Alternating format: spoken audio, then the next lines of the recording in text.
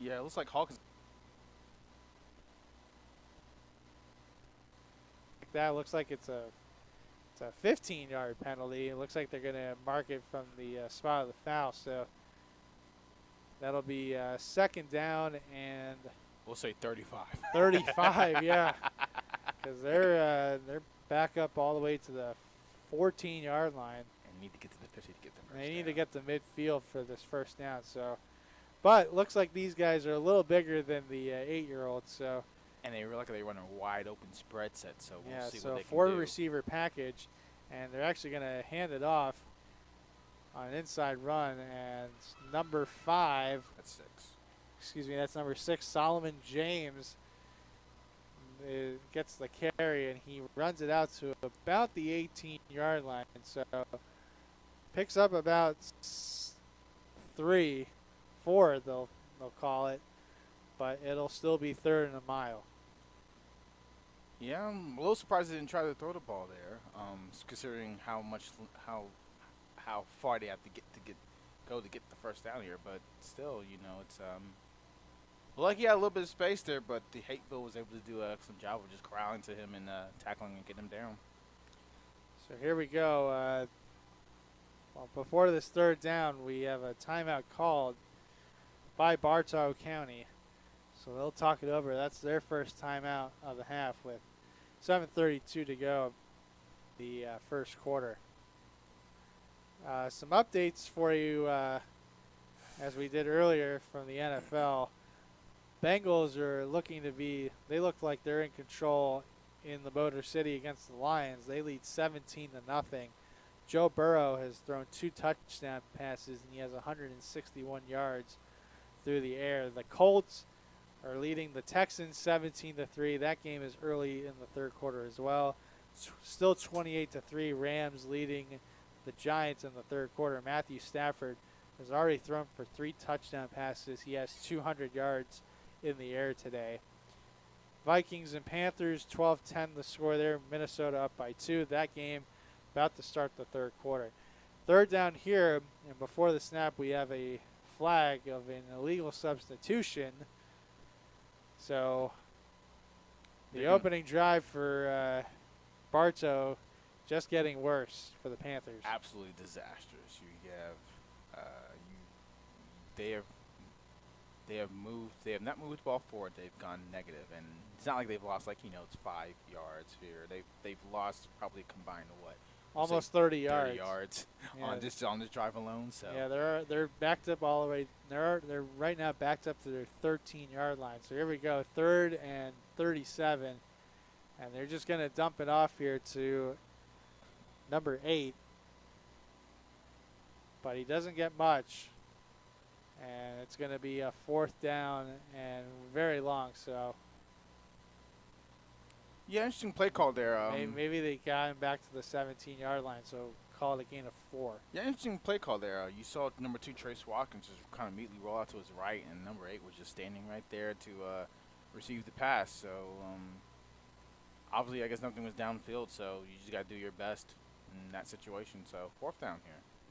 Yep, 4 receiver set. I would think this should be either a long heave to the end zone or to midfield. Well, yep, it's going to be a kick. And they fielded at about the 36-yard line by Hapeville. And a decent return, so they net about maybe 15 yards on that punt on a drive for Bartow where they lost the 20 yards. So the Hornets will take over first down and 10 right at the 30-yard line. We'll see if they'll be able to capitalize on this excellent field position. Wishbone set. Yep, 3 in the backfield, 2 receivers. Handoff goes to number 22. Picks up a couple yards inside the 30. And it looks like we'll call it a second down and about 8 at the 28-yard line after a gain of 2. Yeah, 2-yard run there by number 23, Jalen Dismuke. And we'll We'll see more wishbone action. Get a little bit of like what we'll say 1980s option football here. Well, we'll see. Here we go. Here comes a second down and an 8, and that is swallowed up immediately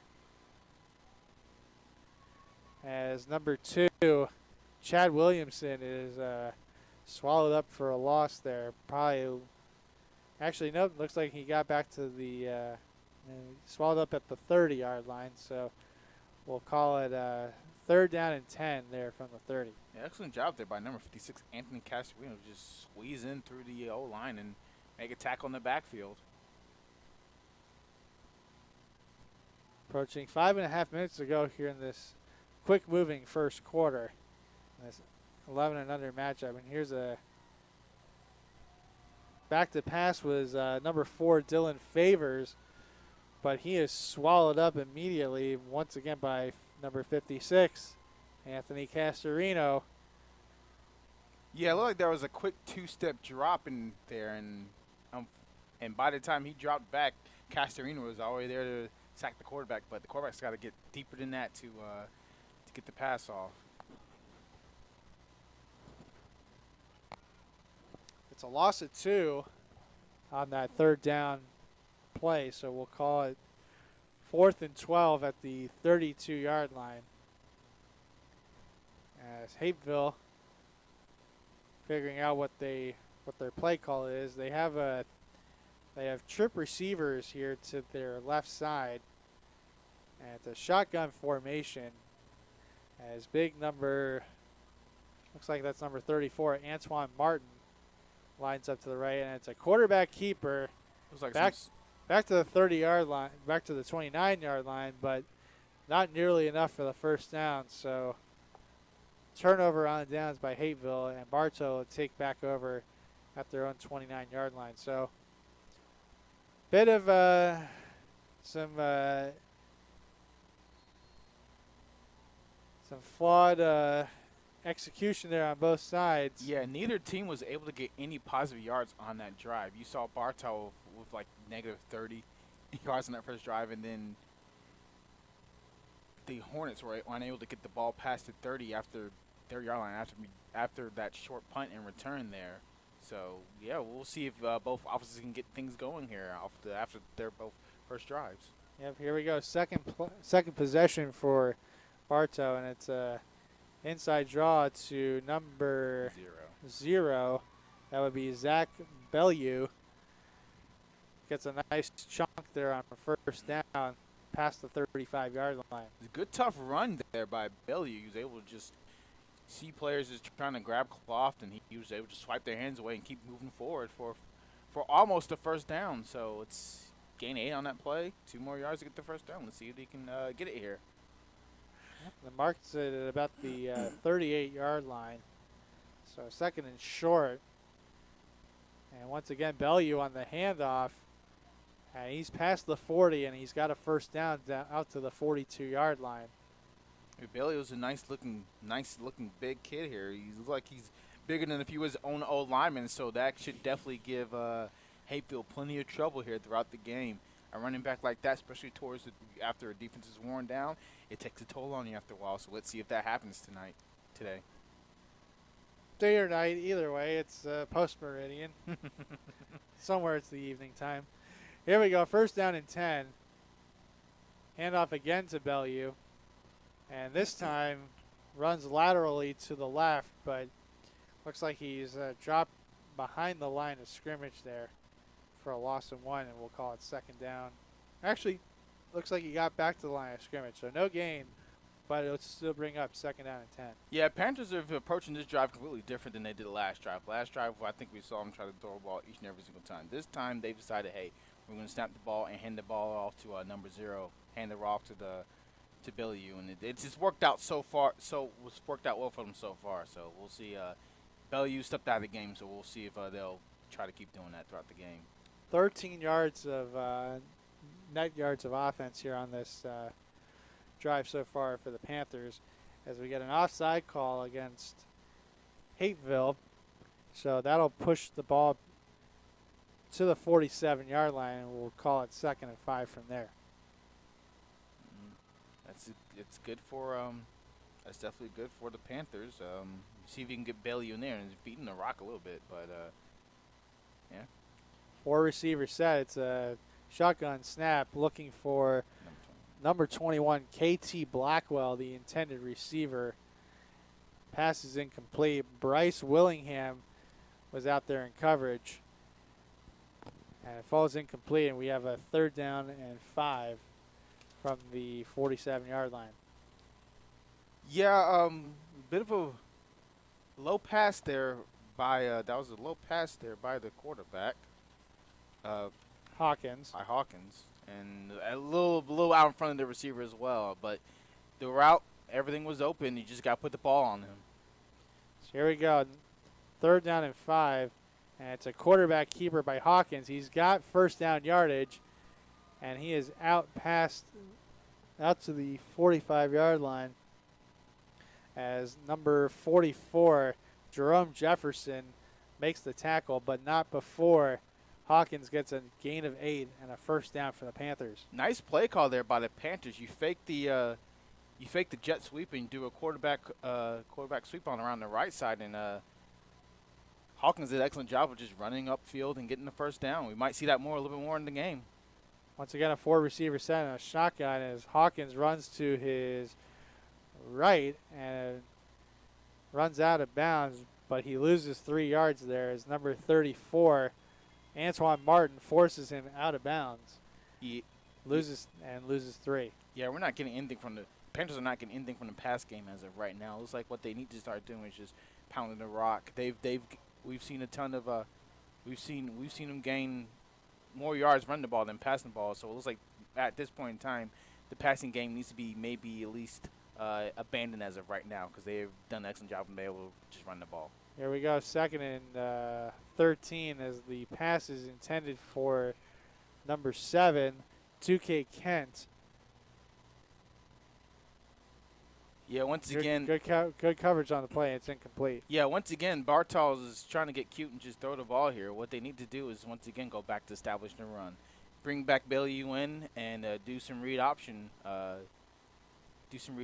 looks like either their ability to run the ball either with Bailey or the quarterback, Trace Hawkins, has wound up being successful for them. Passing the ball, not so much.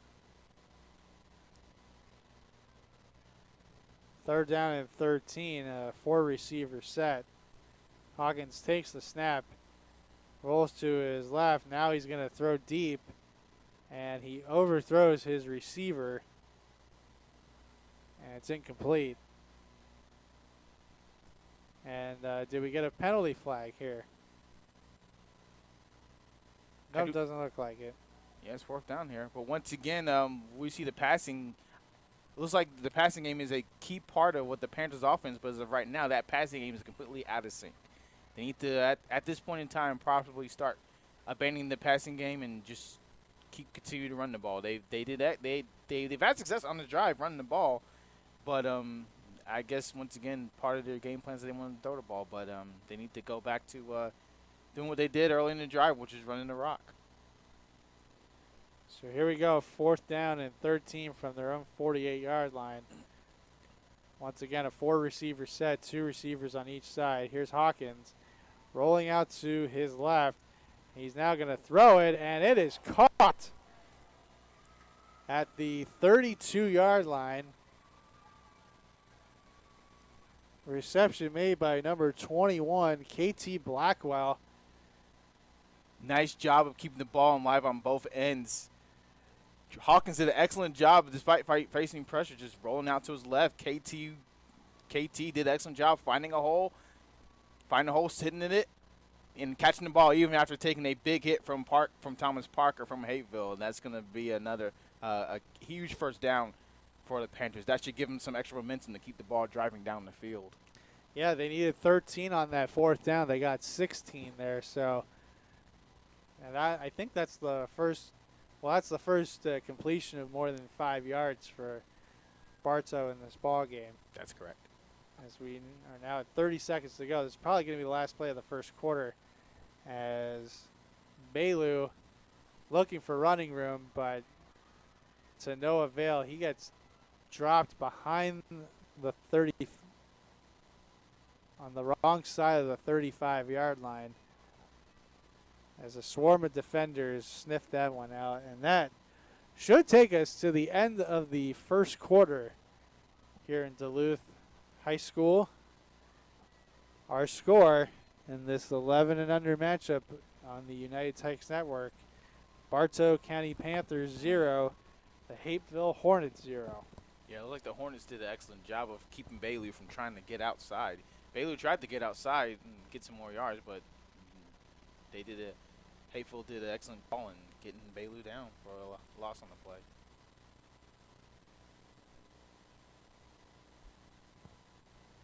Now it's interesting to see what the Panthers do from the rest of this drive. They've done an excellent. They've been lucky. They've been able to just keep the ball moving and moving the ball downfield on clutch third and fourth down plays. But they've kind of had a little bit of inconsistency here with running the ball and passing the ball. So we'll see if they can get a little bit of that offensive consistency down pat here in the second quarter. So they officially mark it as a loss of 4 on that run by Bellew that ended the first quarter. So we have a second down and 14 from the 36-yard line. 3-receiver package this time. They're going to put a receiver in motion, and it's a handoff to Bellew. He gets past the 30. Inside to about the 29-yard line, so he makes up for the loss on the first down play.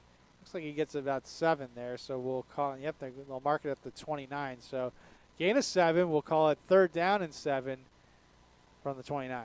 Nice play call there. I like that they've tried to change things up. They've struggled to run the ball at the middle the past couple plays, and so what you do is you put a receiver in motion and try to run it outside, and winds up getting a nice little gain on that second down play. Now, Dorian, before the snap, when you put receivers in motion on a play like that, does that help the blocking schemes? Yes and no. It depends if Hapeville adjusts and moves a player outside with them. So it looks like what that happened, that was successful because he was able to get a nice block on that play and get a first down, just like we saw on this play right here. Yep, a quick pass to the left side, which is caught by Solomon James. And he's got a first down, and that's a gain of 10 as the Panthers put the ball into the red zone at the 19-yard line. Looks like the Panthers are starting to get in a little bit of rhythm here offensively. We've seen a couple of quick, short passes that guys given them first downs here. So if they're able to do this, then the offense should be able to just do whatever they want. Either that means running the ball or passing the ball here. And the rhythm offensively that the Panthers find themselves in forces Hapeville to take a timeout. They're first in the half with 8:35 to go here in this second quarter. You know, they're clearly what I called earlier is that the momentum from, I will say, that fourth down play from Hawkins to James has really kind of in a way ignited this the offense for the Bartow County Panthers. They're starting to get a bit of a rhythm here, and we'll see if they can capitalize here and push it in the end zone.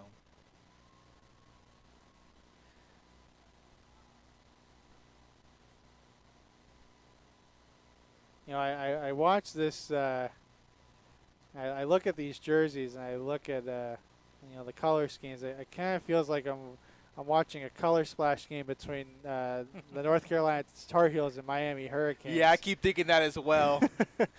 Here's a nice run by Bellew, who is unable to be tackled by Hapeville, and he takes it in for a touchdown for the Panthers.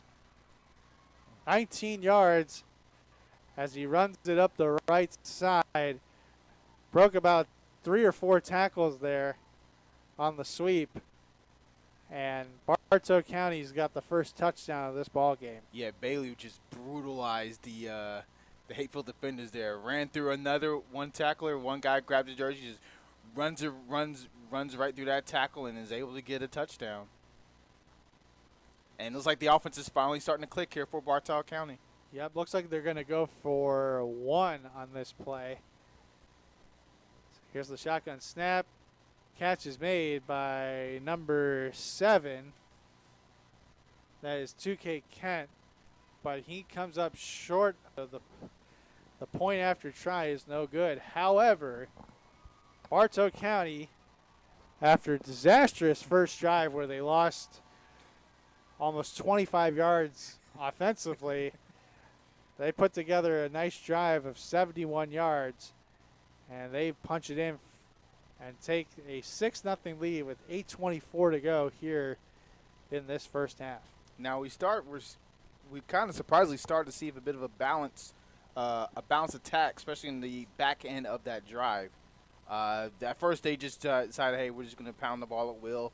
Tried to throw the ball, had some incomplete passes. That big 4th down conversion was a key play in that drive. Absolutely. And it seems like they offensively finally they were able to get in a bit of a rhythm and figure things out. And now winds up giving them a 19-yard touchdown. So we'll see if they can keep that going throughout the game. Yeah, that because if they don't convert that first down, Hapeville's got once again good field position because they were at about the 48-yard line on that play, and they got it all the way down to the. And oh my goodness! Wow, how about this? Bartow goes for the onside kick. Hapeville had it but couldn't corral it in, and the Panthers recover, and they're going to have the ball at midfield. So the Panthers offense right back out there. It's like the 4 seconds coming off the clock. It looks like the ball just squeezed through the hands of number 9, Jakari Brantley, and it just slipped out of his hands, and Bartow doing an excellent job of covering the kick and was able to come back and recover it. 4 receiver set once again for Bartow as Hawkins takes the somewhat errant snap, but he's able to corral it, and he looks like he's marked out of bounds right at midfield for no gain, so we'll call it 2nd down and 10. Well, that's a bit unfortunate considering how crisp they looked especially that backhand that last drive. You want to keep that momentum as much as you possibly can, and it looks like that might have hurt them a little bit here. Quick update for you from the NFL. The Chiefs have retaken the lead in the nation's capital. They now lead 17-13 with 4 minutes to go in the third quarter. Tyreek Hill, a 2-yard touchdown pass from Patrick Mahomes. Here's a 2nd down play, and the ball loose, and still loose. Looks like Hapeville trying to recover. I think they might have finally gotten it. That ball squirted out a few times. We will check to see. Yeah, I want to say that's Hapeville's ball. Nope, actually they're going to say that that Bartow recovered it somehow. Yeah, I'm looking through here on the replay footage here, and then I'm not sure how they recovered the ball because you saw it slipped through one player's hands, it slipped through another Panthers players, and somehow, and from where I was the view I'm looking at, it looks like the Hapeville recovered the ball, but somehow Bartow still found a way to keep it. So. Another update, speaking of Panthers, the Carolina Panthers have retaken the lead in Charlotte. They lead 17-12. Here's a pass from Hawkins, is caught out on the far side by 2K Kent. But there is a flag, and we'll check the marker. Oh, that's costly. Looks like the Panthers are going back on their on what happened during their first possession, where offensively their second possession offensively they were clicking. Now they're just kind of falling a little bit out of flow as of right now. Well, it looks like it's a big penalty because they mark it off about 15 yards. Probably it looks like a personal foul. So. Ball is now spotted at their own 34-yard line, so we'll call it. It was a hold, so it'll be 3rd and 24 for from their own 34-yard line as they employ a 3-receiver set to the right side. And Hawkins once again now rolling to his right, and he's throwing deep for Kent, and it's incomplete. Good coverage there by multiple players for Hapeville. That was number 1, Carter Pitts, and number 7, Bryce Willingham, in on the coverage to force the incompletion. Good job, though, by Hawkins to buy time as he rolled to his right, but it falls incomplete, and it'll be 4th down and 26 from their own 36-yard line. Yeah, the Panthers coaches are screaming, PI, passing interference, throw the flag, but I'm not sure. That was a very close call. Looks like a number 7 from Hapeville, Bryce Willingham. I don't think he committed PI. I'm not sure what the rules are as far as face covering, but it was a close call.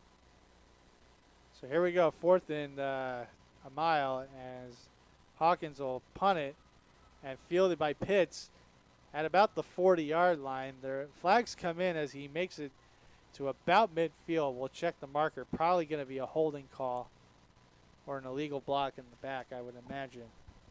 But we will check the marker here. By the way, so I mentioned the Carolina Panthers have retaken the lead in Charlotte 17-12. It was courtesy of a blocked kick that was recovered by Kenny Robinson as the Panthers take the lead there early in the third quarter. 5:28 to go now in the third quarter. They lead 17-12 over the Vikings, who are looking to get to 500 for the first time this season. They are coming off the dramatic last-second field goal win over Detroit last week. 19-17 was the final in that game. And another dogfight this week with a score of 17-12. So it looks like it was a hold on the punt return there. So Hapeville will start inside their 35, specifically at their 34-yard line with 6:20 to go here in this first half. They trail 6-0, and it's an inside draw and a nice carry there. Out towards midfield is number 9, Jakari Brantley, who picks up about 14, we'll call it 15 on that play, out to about the 49-yard line, a first down for Hapeville. Yeah, a quick dive there in the to the fullback in the wishbone formation. Brantley just did an excellent job just running up the field and getting as much yards as he possibly can. And another wishbone formation and another inside draw.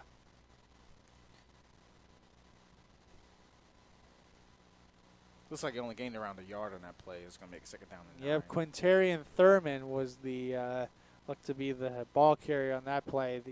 Looks like he gets to midfield, so a gain of 1. And before the snap, looked like Bartow was going to get called for an illegal substitution. No, I think they called a timeout. Well, they called the timeout to avoid the illegal substitution. So good coaching there to avoid the penalty. So a timeout on the field with 5:44 to go in this first half. Again, our score, the Bartow County Panthers leading the Hapeville Hornets 6-0, courtesy of a 19-yard run by, I believe that was Kalu. Zach Bellew was the recipient of that rushing touchdown. 5:44 to go here in the first half. As you're watching Bartow against Hapeville on the United Tykes Network, the 11 and under matchup here at Duluth High School in Gwinnett County.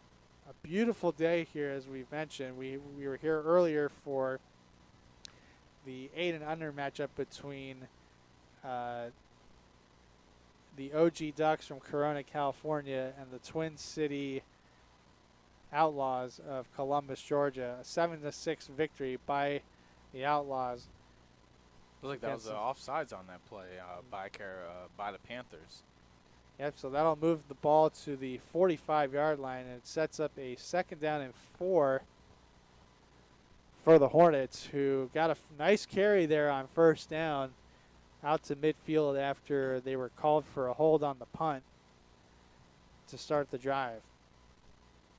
So 2nd down and 4, and a nice carry as the pile continues to be pushed forward inside the 35. Another flag comes in as Jakari Brantley was there on the carry, but let's check the marker.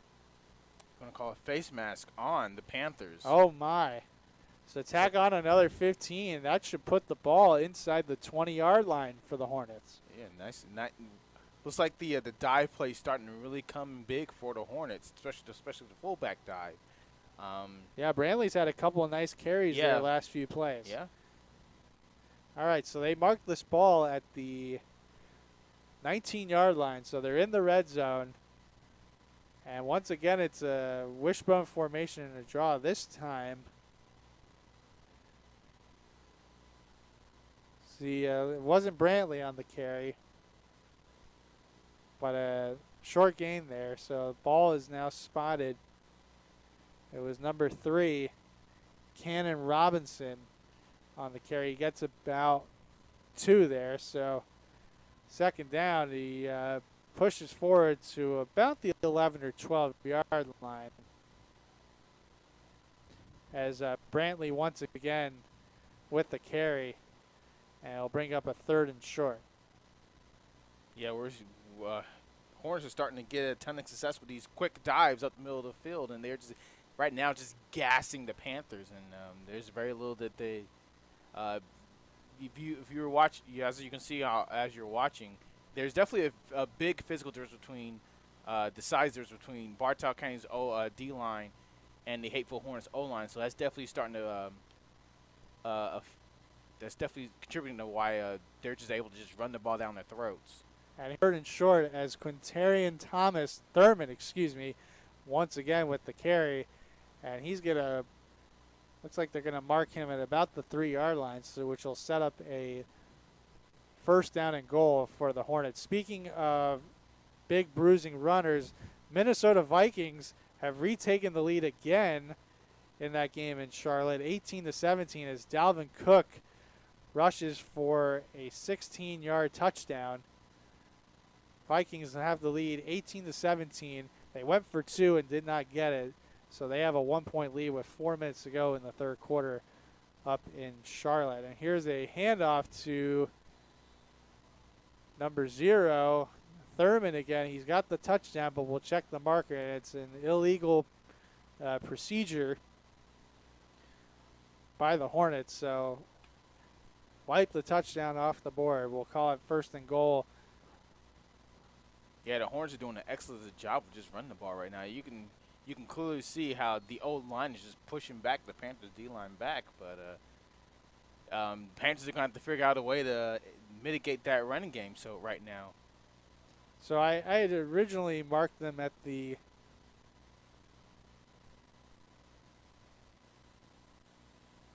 I had originally had them down at the 3-yard line. It's they're now marked at the 4-yard line. It was at the 4, so it'll be 1st and goal from the 14. As the pass goes to the end zone, and it is caught by Carter Pitts for a touchdown on a nice pass from Dylan Favors. Excellent pitch and catch there, but I love the play call. You've been feeding them. You've been pounding the ball down the Panthers' throat, and they've done very little to do it.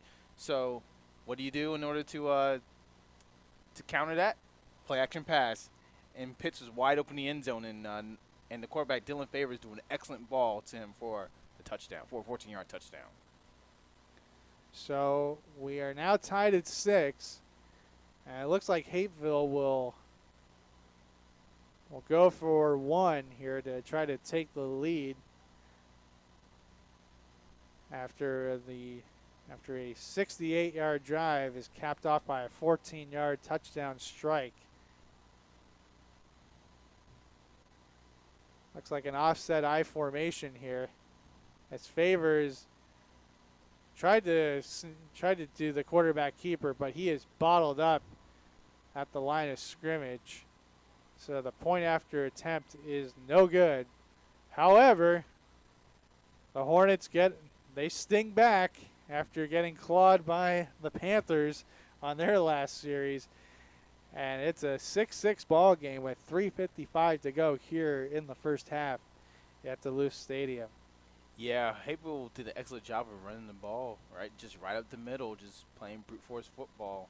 Old school SEC football, as people will probably say. But, yeah, we'll see if the Hornets can keep that up. Bartow's going to have to find a way to counter that. They might have to start putting more players in the box, and that unfortunately will make them susceptible to play action pass like we saw in that touchdown pass. So, updated score for you here in NFL action.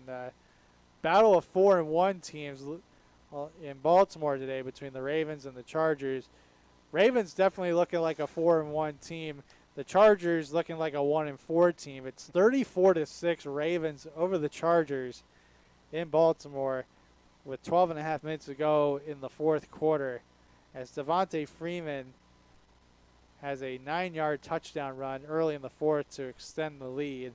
I haven't heard that name in a little while. You know, I haven't either. Former Falcon there. Yep, and a former standout at Florida State University. Lamar Jackson, a pedestrian day throwing the ball, 17 of 24 for $160 with a touchdown and an interception. Justin Herbert, similar numbers, 17 of 31 for $165. He's got a touchdown and an interception as well. As looks like we had a little confusion there. I think it's an offside penalty on the Hornets on that kick. So the ball is now, they're going to now place the ball at the 35-yard line for the kickoff. And here we go. And it's a little pooch kick as the Bartow is able to corral it in and will be tackled. Number 8 is tackled at about the 45-yard line. Yeah, he bumbled the kick there. So I think that's the same gentleman that bobbled it last time, if I'm correct. So yeah, he's had a couple. The Hornets are right to kick the ball right at him and try to put some pressure on him. Well, there's definitely been gamesmanship by both teams on these kickoffs.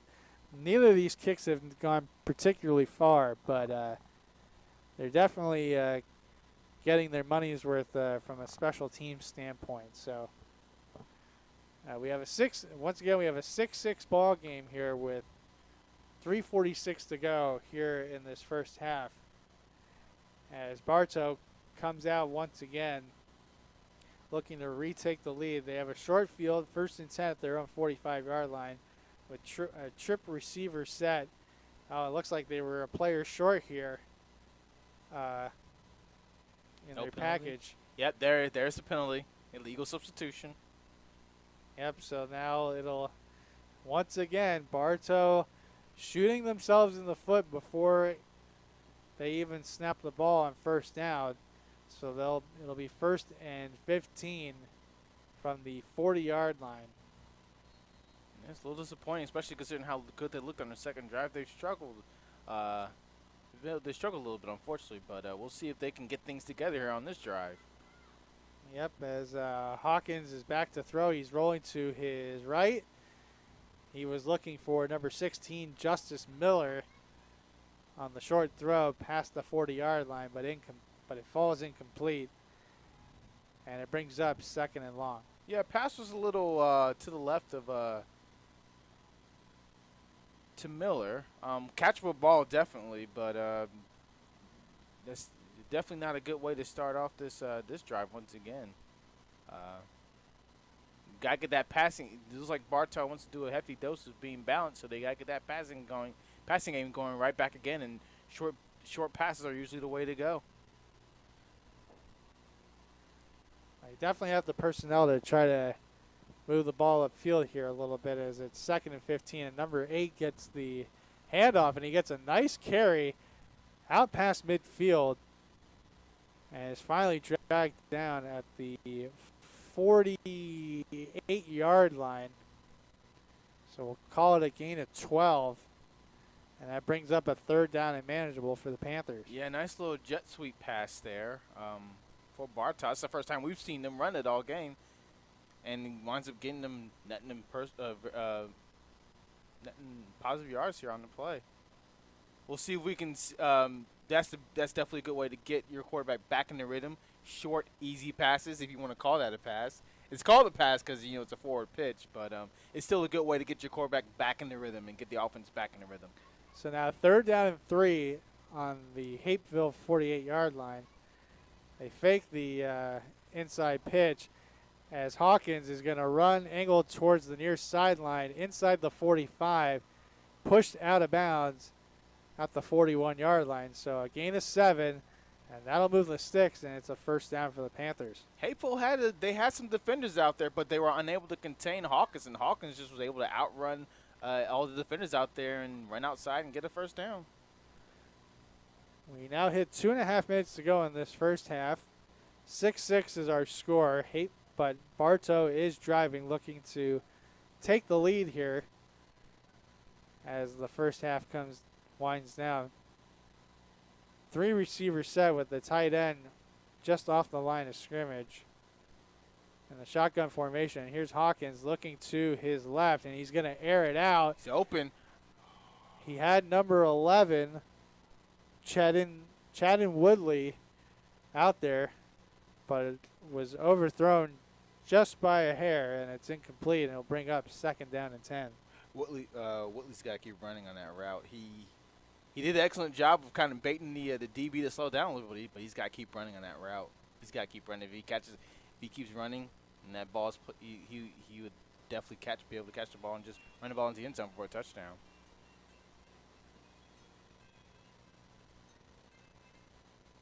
So 2nd down and 10 at the 41-yard line as Woodley comes out of the game after coming up just short on the pass attempt.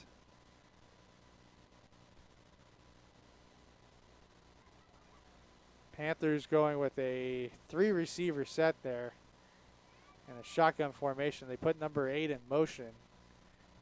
And it's a pitch to number 0, Zach Bailu, and he gets a nice carry there out towards the 30-yard line.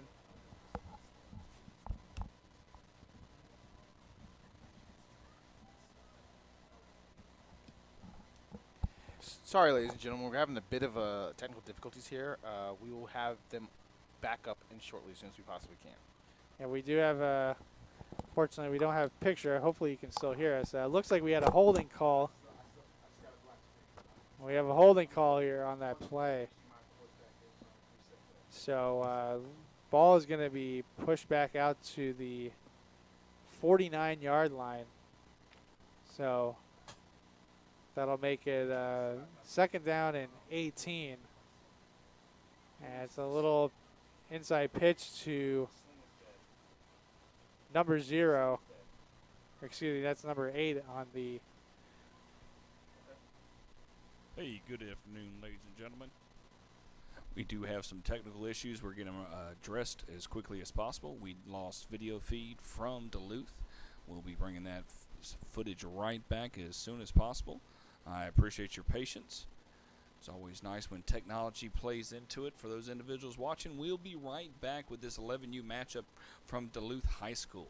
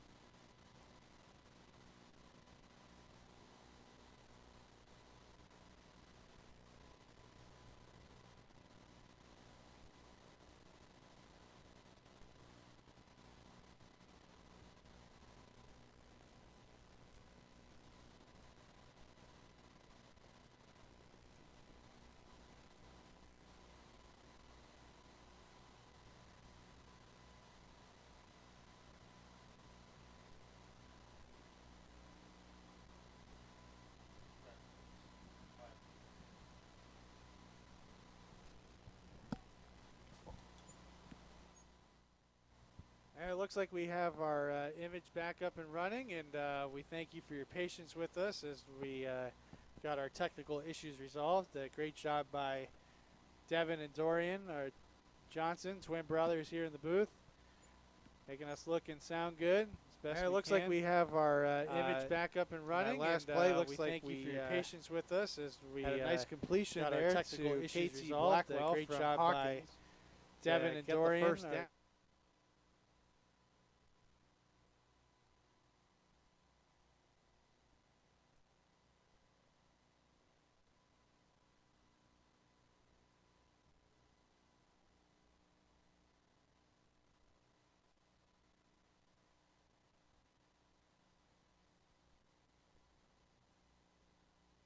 After that first down on that conversion. So second down and 10 at the 29-yard line of Hapeville. With 48 seconds to go here in this first half as Hawkins, he is going deep and looking for Blackwell. Had him inside the 10-yard line, but too tall of a pass, and it's incomplete.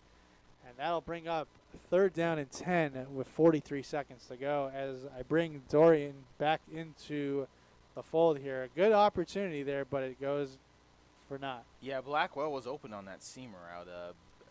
Looks like Bailey just put too much hot sauce on that pass there and just completely overthrew his receiver.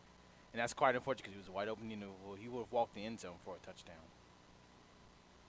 Without question there. So here we go, third down and 10 at the 29-yard line.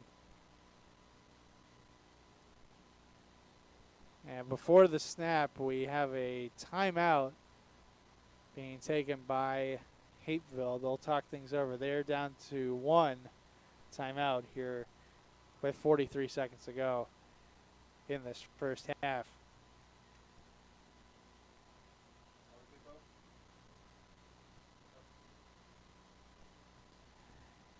Quick update for you from the NFL.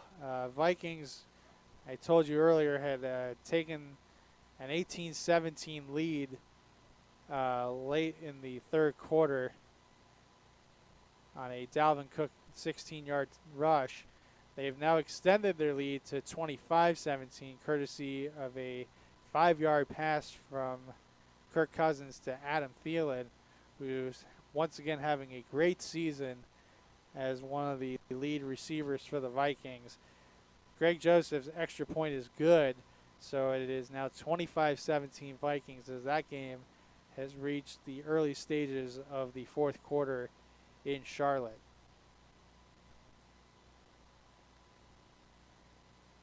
So, Dorian, here on third down and 10, what are you looking for? It's probably going to be a two. Exactly. That was what I was going to do, is just throw a short pass.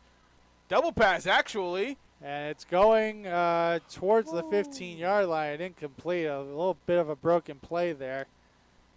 Luckily, it wasn't intercepted, but it's incomplete.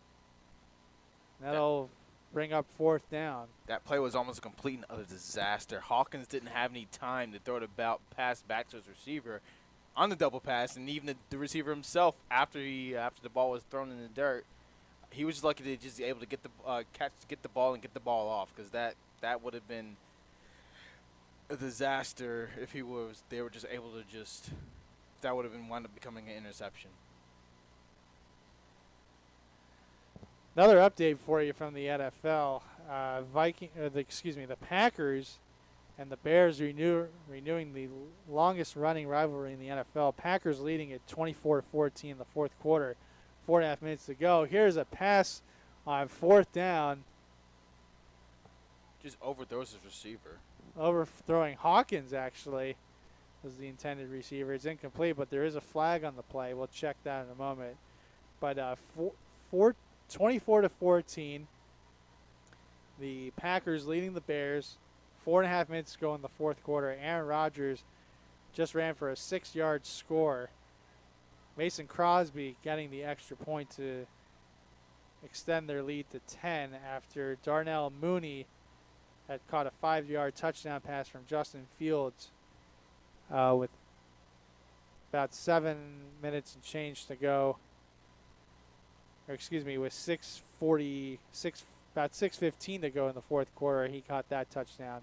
No, excuse me, there was about 8:44 to go in the fourth when Mooney caught the touchdown pass from Justin Fields. But the Packers looking like they are on their way to a 5-1 start to 2021 after the debacle that they had in Jacksonville against the Saints in Week 1.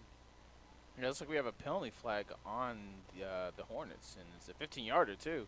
So it's going to be possibly first and goal. We'll see where they spot the ball. Yep, it's going to be first down, and yes. Looks like they're going to mark it at the 14-yard line. So it looks like it was a personal foul penalty. But Hapeville has going to have possession of the ball now. With 26 seconds left on the clock. Alrighty, so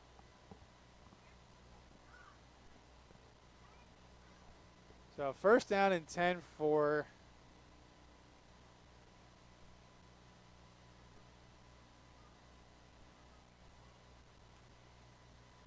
looks like there's some confusion as to what exactly is going on here. Yeah, Hapeville has the ball with the.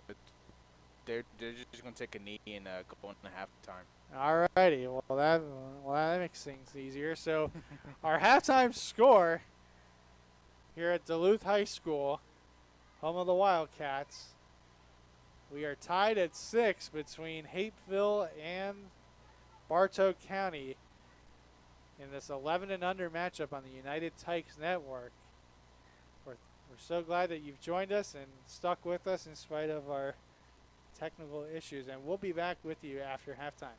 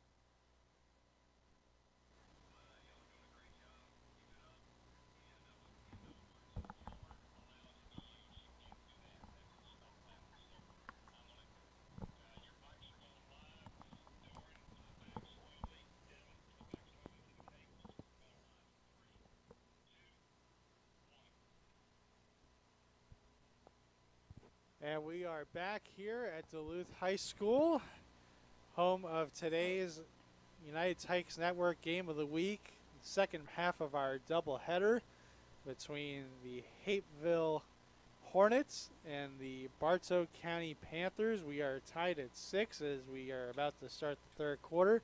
Quick recap of how we got here. After both teams turned the ball over on downs early in the ball game, the Panthers drove the ball 71 yards in about 10 plays, which was capped off by a 19-yard touchdown run by Zach Bellew. Eventually, the Hornets responded with a 68-yard drive of their own, which was capped by a 14-yard touchdown pass by number 4 Dylan Favors to number 1 Carter Pitts. Both teams went for one-point conversions from about their own 3-yard line, but were unsuccessful, and thus we have a 6-6 tie as we close in on the 4 o'clock hour here in Northeast Georgia on what has been a beautiful day as I bring Dorian Johnson back into the broadcast booth. And Dorian, what are we looking for here as we start the second half? Well, for Bartow, I think offensively they need to just stay balanced. We've seen how we saw in their scoring drive how successful they were, just staying balanced, mixing having this nice healthy balance of short pass game, run game, and that all wind up working out very well on their first drive. As far as for Hapeville offensively, they need to just continue to running the ball, more specifically running dive plays. That's where we've seen a lot of their success come from. And whenever they whenever they want to, they can go play action pass right off of that. Obviously for Bartow defensively, they will have to try to do their best to stop those halfback dives and fullback dives and all that good stuff. So as I mentioned earlier, as the Panthers get ready to kick this ball off, this is an 11 and under unit here for both of these teams. Now they have about 2 more years until they get into high school football. So, Dorian, you're a former football player. Mm-hmm. What do you think these coaches are trying to emphasize to these players as we have the pooch kick, which is then recovered by number 1, C.J. McClendon. And so once again, the Panthers, who tried a couple of onside / pooch kicks in the first half, they once again come up successful here. And they're going to have the ball at their own 48-yard line. Yeah, nice. Excellent job there by the Panthers to recover the ball. Hapeville's got to, when you're facing a situation like that, you got to do your best to recover the ball. But looks like Bartow did their job there. So first down and 10 for the Panthers at their own 48-yard line as they shuffle in some players on their offensive line. It's a 4-receiver set with 2 on each side as Hawkins takes the snap and hands off to Bellew. And he is hit immediately. And I think the ball came out.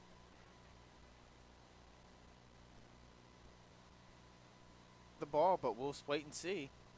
We got to check the penalty flag as well, which I don't think will affect the... a lot to unpack here on this first play of this third quarter.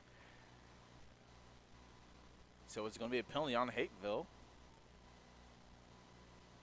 Was it a face mask?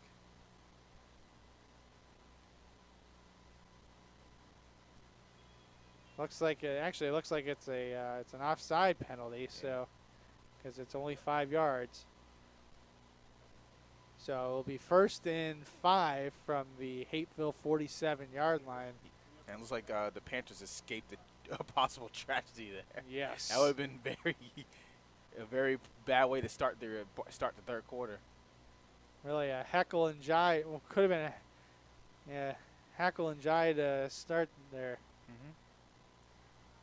As number 6, that is Solomon James, trying to find running room, but to no avail. So to get back to what I was asking before that kickoff a couple moments ago, these are 11 and under players, Dorian. 2 more years until they hit high school football.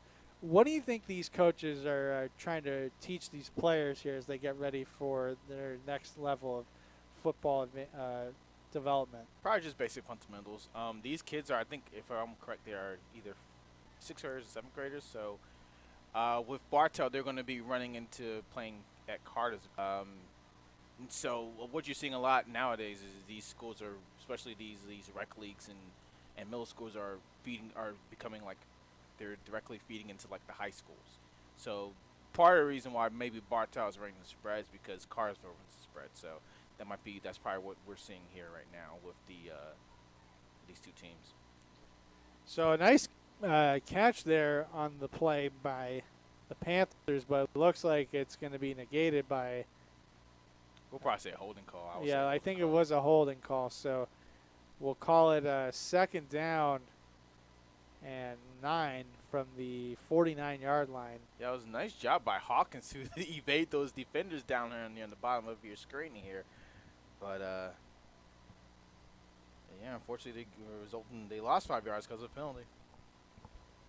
So they have a 4-receiver set, and it's a shotgun formation for Hawkins as he puts number 21, KT Blackwell, in motion. Now he's rolling to his left, and he throws it out there, caught by number 8, but immediately tackled by Dylan Favors, who also plays quarterback. No yak, baby. No yak. Actually, you know what? I think I stand corrected. That was that? Yeah, no, that wasn't. That was Favors on the tackle. There's a 4, number 44. Number 44 is Jerome Jefferson, who is a big man there at the linebacker position. So gain of, we'll call that 3. So it brings up a 3rd down and 6 from the 48 of Hapeville. Yeah, nice roll there, and actually nice roll and pass there from Bartow. Just excellent job to our Favors. Is just no yak. Here's a deep field throw for number 8 is incomplete as Favors again and Bryce Willingham both on the coverage. Both on the coverage there for Hapeville. So it brings up a 4th down on the plus side of the field. Might be an opportunity, could be a punting situation for the Panthers, but they have been very aggressive today. Although I wouldn't be surprised if Hawkins decides to take the shotgun snap and just pooch punt it here, but we'll see. Nope, he is going to throw for it as he's backed up to his 45, rolling to his left, now rolling to his right, back to his left again. Still trying to find a receiver, and he throws it low, looking for number 8, but it's incomplete. And it'll be a turnover on downs, and Hapeville will take over at their own 48-yard line. Yeah, Hawkins kind of did an excellent job of just keeping alive and keeping the ball in his hands and just trying to make more time for his receivers to get open. But Hapeville obviously did an excellent job of just having the receivers covered. So unfortunately, it results in the 4th down. And if I'm correct, we did not see any running plays from the Panthers. No, I did not. I think we had. I think there might have been one rush attempt early in the drive, but not much doing there. Yeah, once again, they need to go back to staying balanced, and that means they have to keep running the ball. Yep, so Hapeville comes out once again, their wishbone formation, and it's handed off to Quintarian Thurman, number 0. Had some nice runs there in the first half. Gets a short gain there. Looks like he got 1, so we'll call it 2nd down and 9 at the 49-yard line. Well, you know, we're here in Georgia. Had to make a quick thought about, well, I'll hold that thought for a moment here. Probably will save that for a stoppage in play. 2nd down and 9 from the 49-yard line. Once again, wishbone formation as number 9, Jakari Brantley, picks up a couple there. He's past midfield. Gang tackled at the 47-yard line is where they mark it. So a gain of 4, and that'll bring up a 3rd and manageable for the Hornets. Yeah, that was a nice, tough run by Brantley there. Stood up at the 2 yards past line of scrimmage, but able to just continue to turn his feet and just continue to run the ball. And that's what Hapeville needs to do, just pound the rock right now, just pound the rock. As we roll under 6 minutes to go here in this third quarter, here's a third down rush. And Brantley with a nice burst of energy there as he pushes towards the 40-yard line. They needed 6. He got 7. And that is a first down for the Hornets. Yeah, good job by Brantley once again, just running through defenders and just pushing forward to get that first down. And this is what Hapeville needs to do in order to possibly continue to control the clock, control the ball, control the game, and possibly score another touchdown. And eventually what we might see is another pop pass like we saw from earlier, which resulted in their first touchdown. That's right. And I think that was one of the only passes we've seen today, but they put it in the end zone. Here's another run out of the wishbone formation as Brantley again, tough running, north and south, as I mentioned earlier in the first game, which was a nail-biter, a 7-6 win by the Twin City Outlaws over the OG Ducks from Corona, California. The Outlaws from Columbus, Georgia, pulling out a win late in the fourth quarter today in the first game of our doubleheader. So a gain of 5 there on first down for Brantley. Second down and 5. And this time it's a quarterback keeper by Dylan Favors. Gets a couple inside the 35, but then immediately running into a gang of tacklers at about the 33-yard line. So it looks like it's a gain of 2. And we'll call it third and short from the 33. Yeah, Bartow is they're just crowding the line of scrimmage right now, trying to contain that run. This might be a good time. It is third down, so it might be a good time to try to do a little play action pass here. So we have less than 4 minutes to go here in this third quarter. As once again, shocker, Brantley in the wishbone formation, but this time it's a sweep to number 1, Carter Pitts, as he gets to the 25-yard line. And that'll once again move the chains. A pickup of 8 on 3rd and 3. And it's a first down at the 25-yard line for the Hornets. Yeah, not a bad play call there. I like the play call. They've been doing a very good job of just running the ball up the middle of the field. And they decided to do something different and want it right out to the right side of the field and gets them enough yards to get the first down. As we now see Thomas Parker check in for the first time today. And Jerome Jefferson, number 44, comes in. Looks like he's going to be, looks like he's lined up in the tight end position. Once again, a wishbone formation. They might have gotten to jump there, so we'll check the marker. Might have been on the far side, and it sure was. Offside is called, and so that now pushes the Hornets right to the red zone. Yeah, second and 5, first and 5 here. The Hornets are doing a good job of just running the ball, getting the clock, continuing to have the clock run, and continue to run the ball. We'll see. I think right now maybe you try to do a little bit of a play-action pass here. You see Bartow there completely crowding the line of scrimmage. No, there's a fumble on the snap. But luckily the quarterback Favors falls on it and actually picks up a yard or 2. So it'll be – looks like they're going to – he fell down on it at about the 18-yard line. Yep.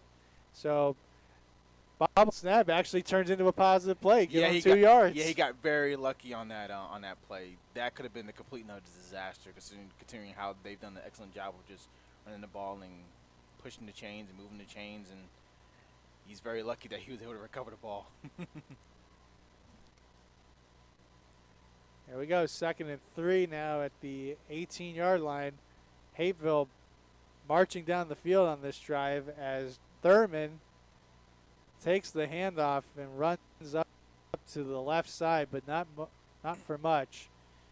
Pretty close, though, to a first down. I think they have him down at about the 17-yard line, so we'll give him a gain of 1, but it brings up a 3rd down and 2. Yeah, Hapeville has a question. Do we continue to keep running the rock, running the clock down, which is down now underneath 140 left in the third quarter, or should we try to throw a little pop pass here, which is my suggestion? I like to see a quick play action pass because Bartow has been crowding the line of scrimmage like crazy. So I think you have a good opportunity, good time to do so. Well, they do line up. I believe that is number. Looks like 18. Number 18, Jackson Haygood, is the wideout to the near side, and they do throw it, and they try to throw it in the flat to Jakari Brantley, but it falls incomplete, and that'll bring up 4th down and 2 with $1:07 to go here in this third quarter. Yeah, not exactly what I'm looking for as a coach. Bartow did have poor pass. It was a poor pass there to Brantley, but Brantley might have been able to get the first down just because of sheer willpower. But Bartow had to play very well covered up, so we'll see what they do on 4th down here. They once again line up 2 receivers, one on each side. It's pretty much a wishbone formation. And did they? Yep. Yeah, it's going to be a false start. And Zion Price, he jumped forward just a little bit before the play started. So tack off 5 yards, and that pushes them back out of the red zone to the 22-yard line. So that brings up a 4th down and 7 as the official signals to wind the clock, although it was after an incompletion, so should not be the clock is not winding. I guess that was the wind signal for the play clock.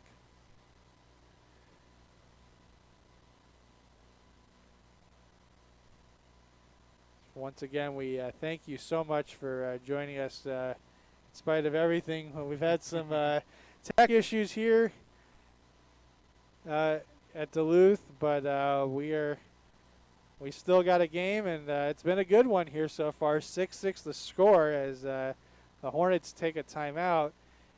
And with that timeout, I have an opportunity now, as I wanted to earlier, to talk a little college football. We are in the state of Georgia. How about those Bulldogs yesterday, who continue to dominate with their top-ranked defense, 30-13 winners yesterday over a previously unbeaten Kentucky Wildcat story. Yeah, Georgia's looking legit. They have a very good chance. I think they have a very good chance of running the gauntlet and winning it all. And the crazy, I think always the interesting part about this is that they are winning all these games with a backup quarterback and 4 out of their top 5 receivers not playing. And that's probably the most impressive part of this run that they've had so far. Indeed. I mean, I'm just waiting. You know, part of me is waiting for the other shoe to drop with the Bulldogs, but who knows? Maybe this really is the year for Kirby Smart and his ball club. Hopefully so. Here we go, 4th down and 7 as the snap is taken by Carter Pitts, and he does toss it out to number 7, Bryce Willingham, for a 1st down, but there is a flag, so we'll check the marker. Very unusual play here, as it was was that a legal forward pass? Yes, it is. It's an illegal forward pass. What a backbreaker for the Hornets. And I believe that's a loss of downs, so that should be a turnover on downs. Yeah, it's a turnover on downs, and the Panthers are going to have the ball here. Yep, so that now marks the ball at the 27-yard line.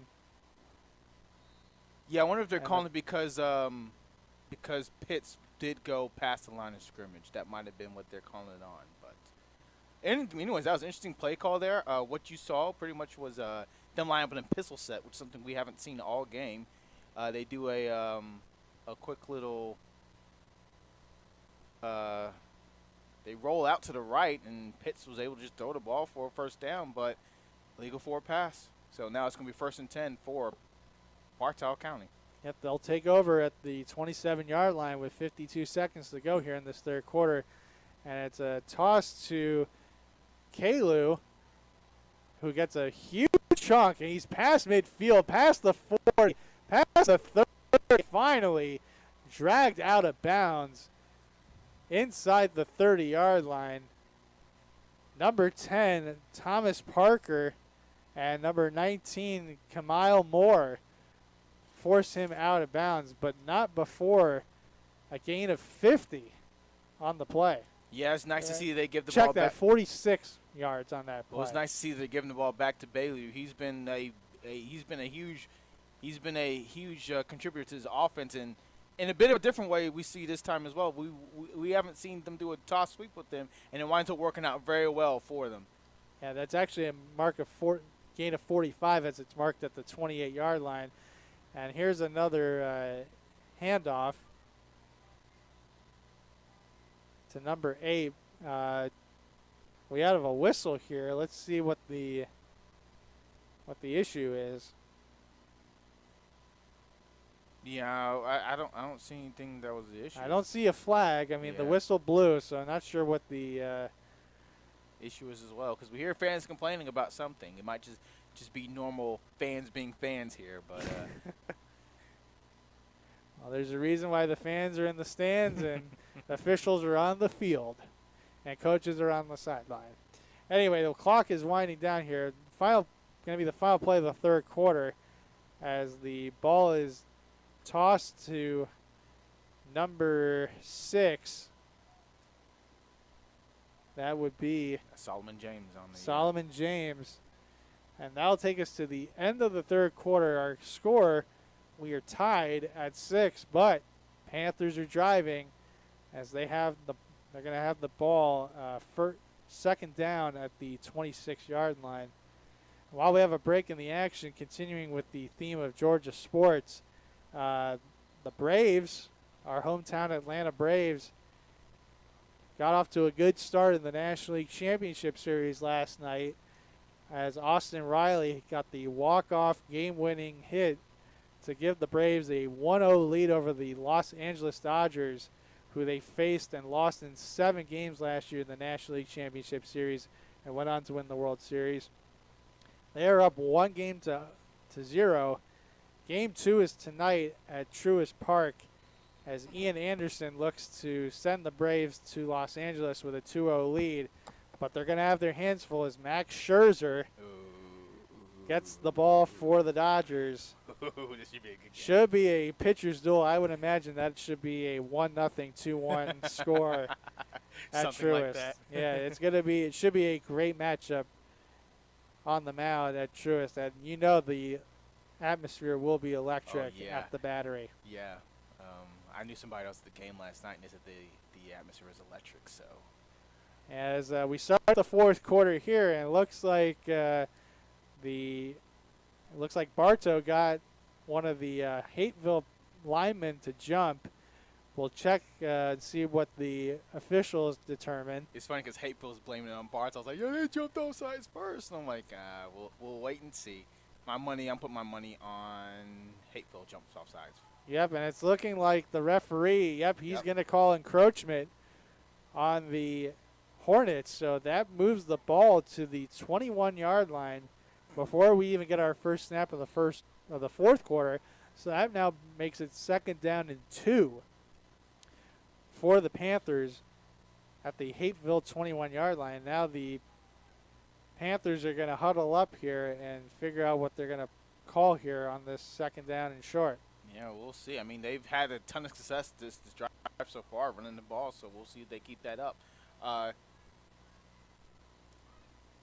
Bailey's not in the game right now, so it's going to be a quarterback sweep to the right. Yep, and it's a nice gain by Hawkins, and he is down inside the 5-yard line on the quarterback keeper.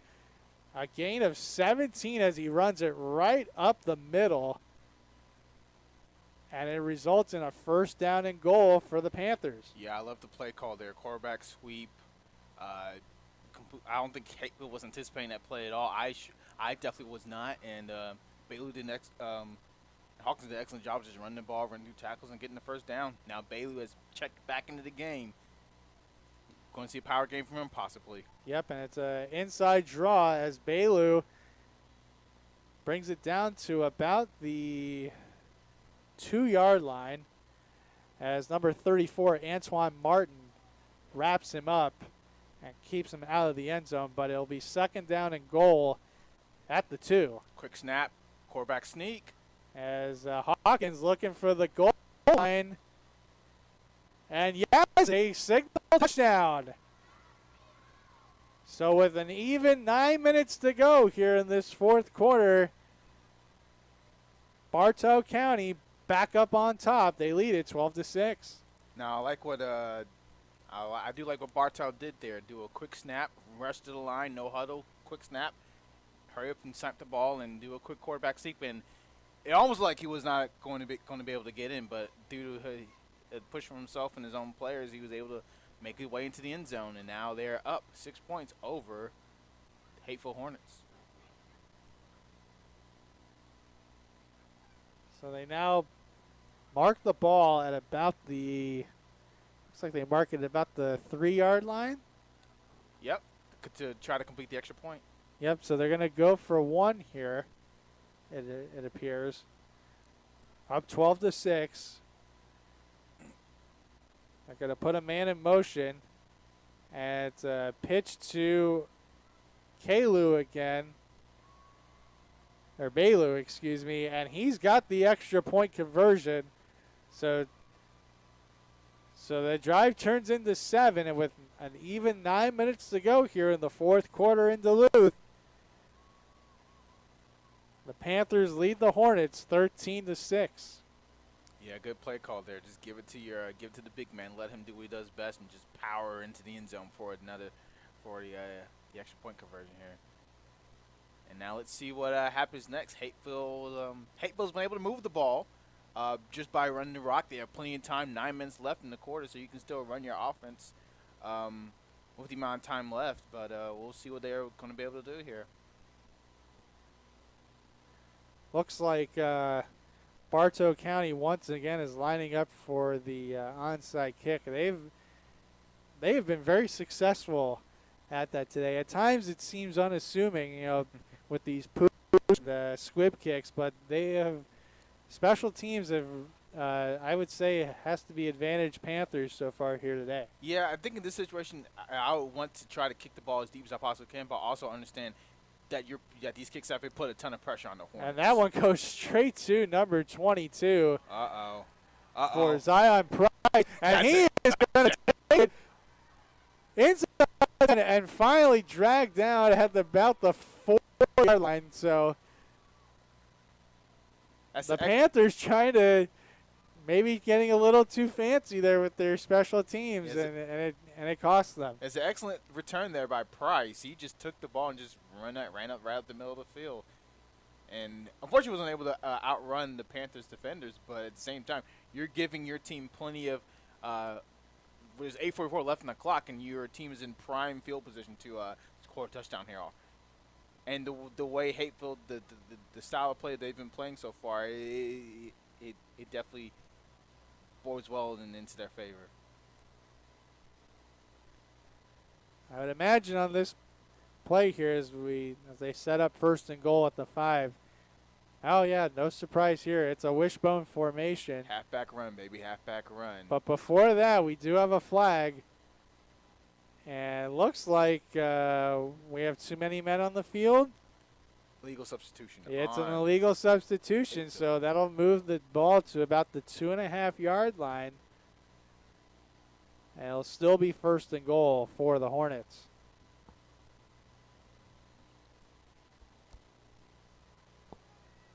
Actually, they moved the ball up, so it has to be a penalty on the Bartow. Right. So here we go, 1st and goal. And it is a touchdown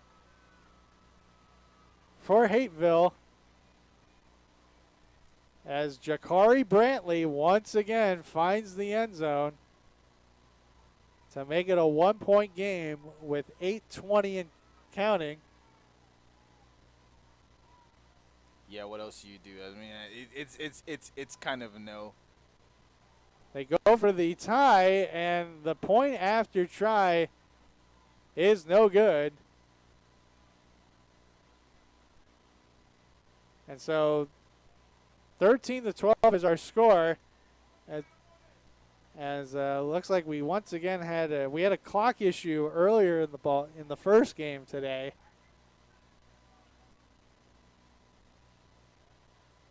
Yeah, back on that touchdown play. I mean, who else to give it to? The number 9, Jakari Brantley. He just does what he does best: power through defenders and run to the end zone for a touchdown.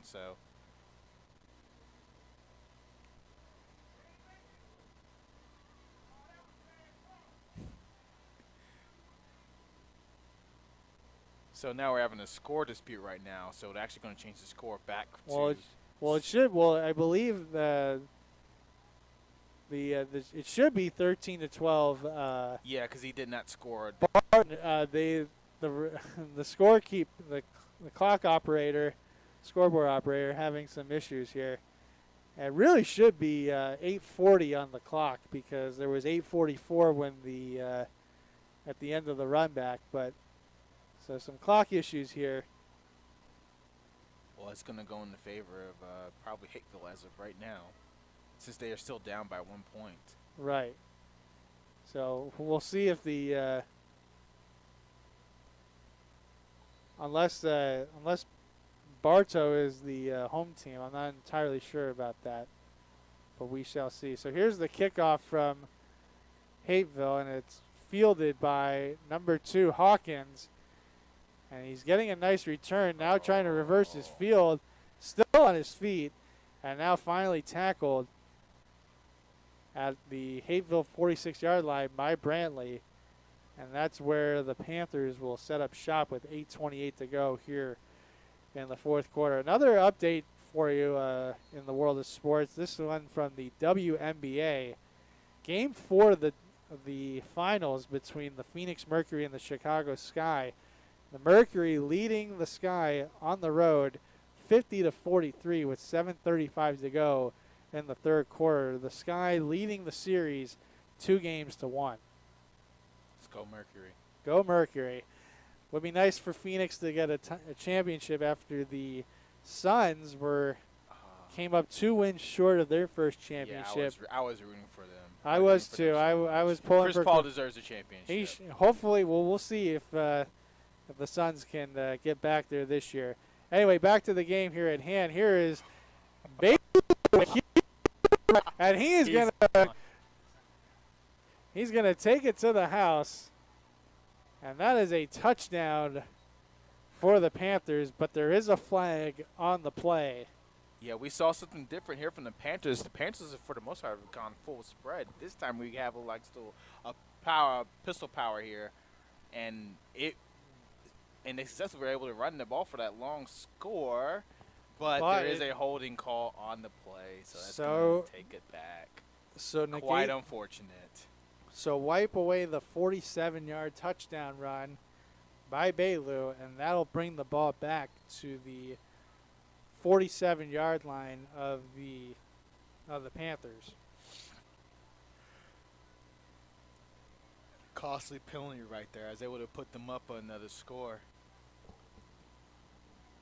They were able to get 1-point conversion, and they'll be up by 2 points. Excuse me, not 2 points. 14 points. Well, if they get the touchdown and the 2-point conversion, it would actually make it a 9-point game. It would be 21-12. Yeah, math is hard. Here's number 8 on the handoff after the holding call, and not much doing there. I think he lost a yard, so we'll call it second and. We will call that 2nd and 14 from the 46-yard line. Yeah, good job there by Hapeville. You see that same formation they scored a touchdown, and they adjust accordingly. They tried to do we'll say a halfback zone to the right side of the field, and Hapeville was just not having any of it. Filled all the gaps and forced to running back number 8 to just try to run outside and find a hole, and was unable to find one.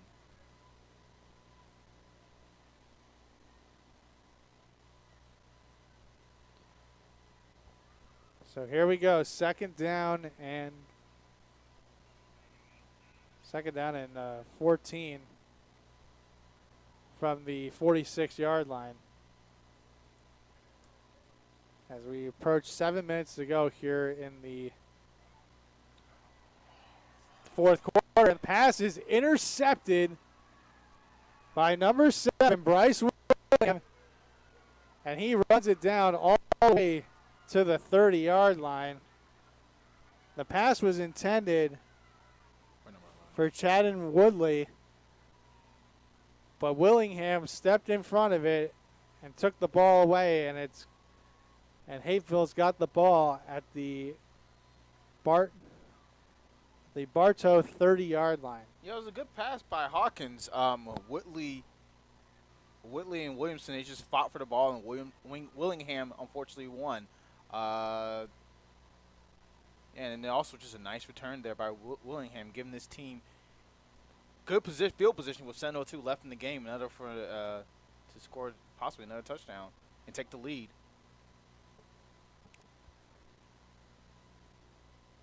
So here we go, Hapeville with an opportunity to go ahead here, 1st and 10. And it's a quarterback keeper for Favors, but he is dragged behind the line as Bellew, there to initiate the contact and force the tackle for loss. It looks like it's a loss of 2 there. It'll be 2nd down and 12. Yeah, we've seen Bellew all over the field for the Panthers on the offensive side of the ball. This is the first time we were able to see him create some kind of havoc here defensively for the Panthers and wind up costing the Hornets 2 yards on that play. You know, the Hornets, they've been very successful running the ball out of the wishbone formation here all afternoon, but a little curious why they decided to mix it up there with the quarterback keeper on that play. Yeah, at this point in the game, just go, it's been working so far. And we're going to have a nice little another wrinkle here with a pistol set here. But I think they have too many players on the field. Yeah, but that's like what they're going to get called for. As the flag comes out and the pass falls incomplete on the far side, and we will check the marker. And it's looking like it's going to be an illegal formation against the Hornets. So the penalties declined.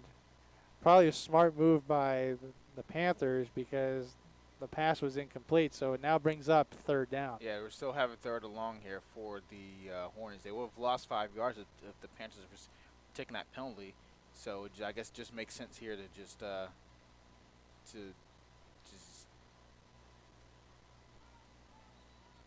and now it's like they're calling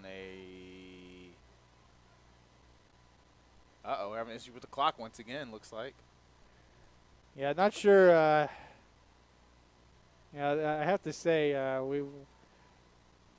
work high school football, Dorian, and for some reason I've never been at a game where there's been an issue with the clock in a high school game.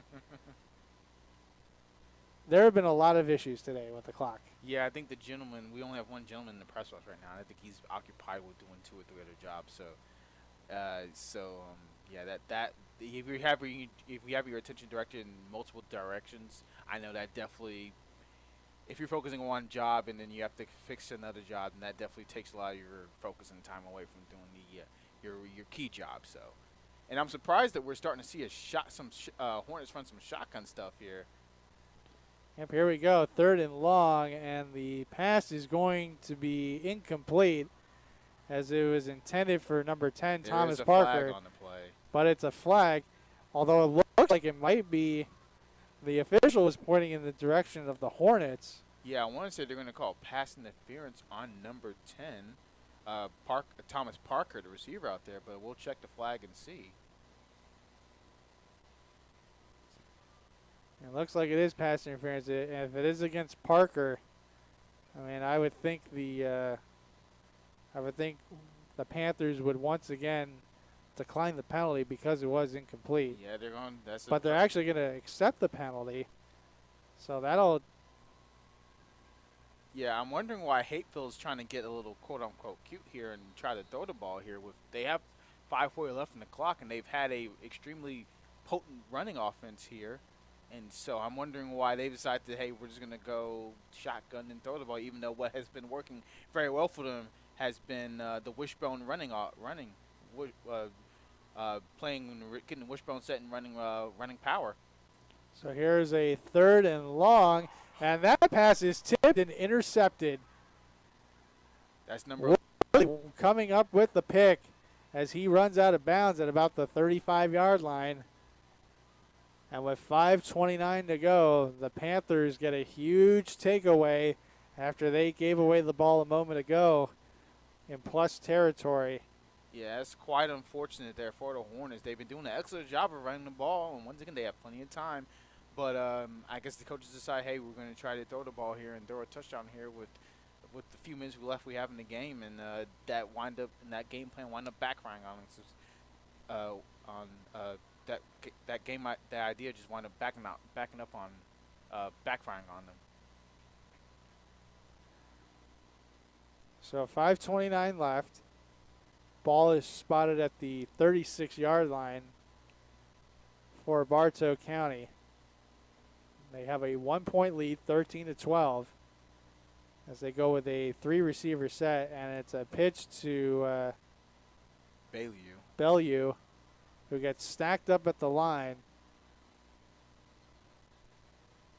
Good job there by the Hornets defense on calling out and stacking up against the run, because that's exactly what I would have been doing. Bailey's been your he's been your most important player on this game so far, especially on the offensive side of the ball. And with 5 minutes left remaining in the final quarter of the game, that's what you want to do. Try to feed the rock to your star player and run that clock down. So loss of 2 on the play, so it's 2nd down and 12 at the 34-yard line. Once again, a 3-receiver set for Hawkins as he puts a receiver in motion, and now he keeps it, and he's going to run past the 40 and then fumbles the football, and it looks like Hapeville's got it. Oh, my. Well, I mean, he had the right idea. Yeah. He wanted to, quarterback keeper, keep it on the ground, run some clock, but you got to secure the ball, and he did not. Yeah, good play call there by the coach. I like the play call. Do a quarterback sweep to the right, fake the jet. Would have been close to a first down. Unfortunately, Hawkins fumbles the ball, and winds up getting all back to the Hapeville, and they have 4:30 left in the game. Let's see if they go back to their shotgun set, or do they try to go back to running wishbone? Well, he actually had first down yardage, believe it or not. So they would have moved the sticks, but ball security has been an issue for both teams here the last few possessions. That's the 3rd straight possession that's ended in a turnover. So here goes Hapeville, and once again, oh my goodness, another fumble. Looks like they recovered the ball. They fell on it, so they maintained possession. But boy, I would hate to. If I was either of these coaches, my hair would be falling out right now with all these miscues here in the final quarter. Yeah, probably worst part about that play was a negative play. You don't get any yards on that play. More than likely, if it was a running back power and something like that, you would have gained at least 2 or 3 yards.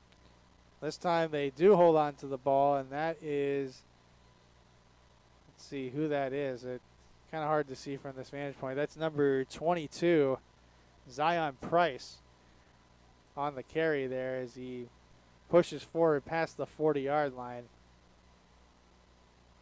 As the clock continues to run, we are under 4 minutes to go, approaching 3.5 to be exact.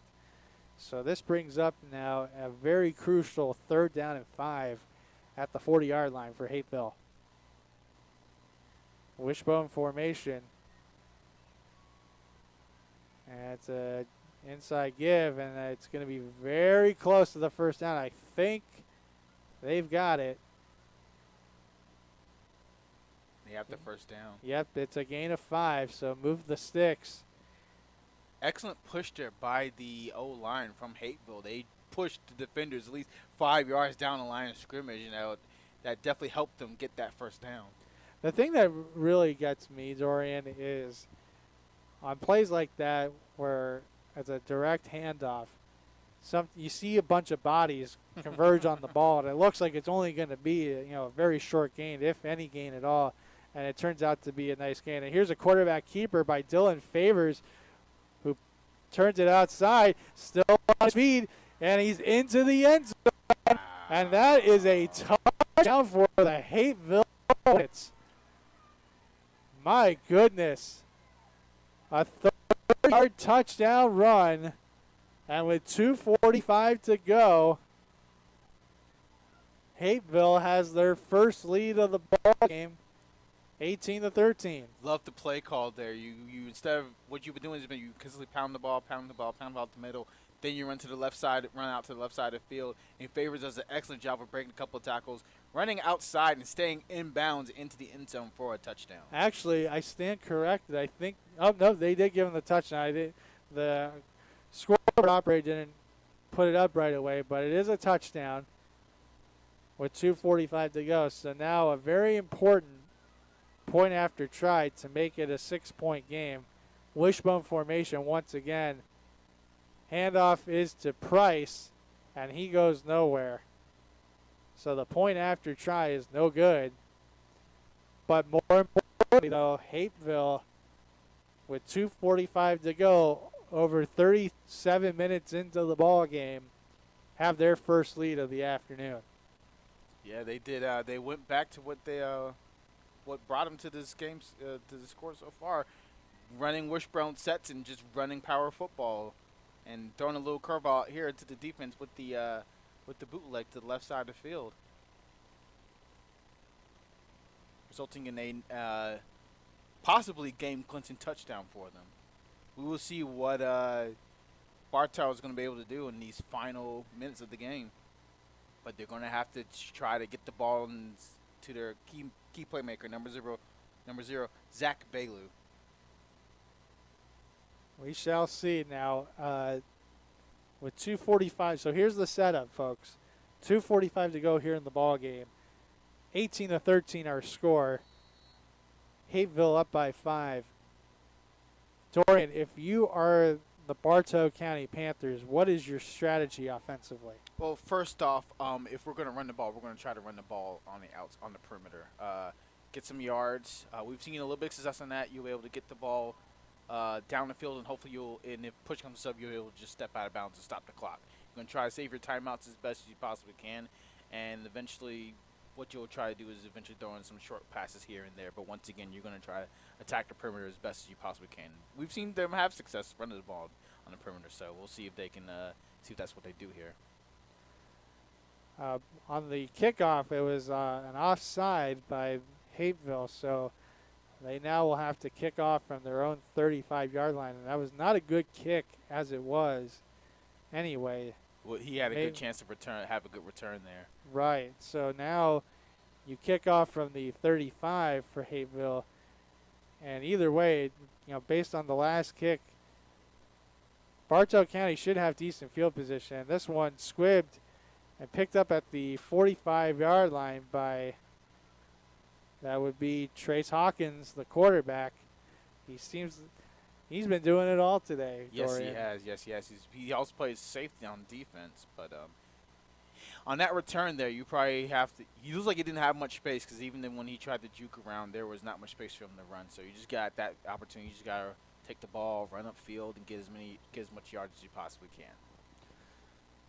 So it'll be first down and 10 at the 46.5-yard line with 2:36 to go here. 5-point deficit for the Panthers, but they have an opportunity. They do have 2 timeouts, so we shall see what happens. Here's the handoff to Bellew, and he loses yardage on that play as he tries to, as you alluded to a moment ago, try to get out to the perimeter on the left side. But he runs into a wall, and he actually loses about 1.5 yards. So we'll call it second down and 12 at the 45-yard line as the clock continues to wind down to 2 minutes. You need to hurry up and run a couple plays here. Actually, at this point, maybe you call 2 plays. Here is Hawkins, flushed out to the right. He's got an open man at the 40, the 35-30, 25-20, 15-10, 5, right to the end zone for a touchdown. Oh, my goodness. The Bartow County Panthers with 1:46 to go, have retaken the lead 19-18 on a 55-yard touchdown pass to number 8. That's a great yard there by Trace Hawkins. Just once again doing what he's been doing all game, rolling around, buying his receivers time, and 8 did an excellent job finding a hole. And Watkins finds him, and 8 just does the rest. Excellent job of catching the ball, securing the catch, and just making defenders miss and running the ball with speed for a touchdown. So with a 1-point lead here, they're going to go for 1. I would think I would take a chance and try to kick it through for 2, but they're going to go for 1, try to make this a 2-point game. And number 8 throwing it to the end zone. Looks like he was looking for Hawkins. It's incomplete, so the point after try is no good. Yeah, we see a little vice versa there. On the main drive, you saw Hawkins beat a quarterback, and on this 2-point conversion, you see number 8 try to pass the ball to Hawkins.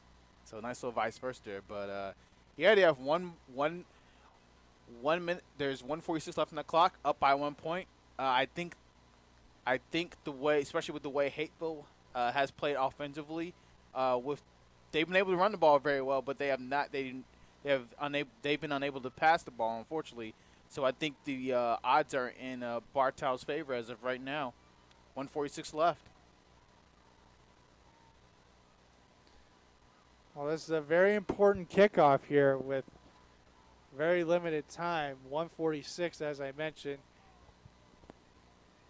Bartow, as we've seen a couple of times today, they've been very good with these squib kicks and pooches and onside attempts.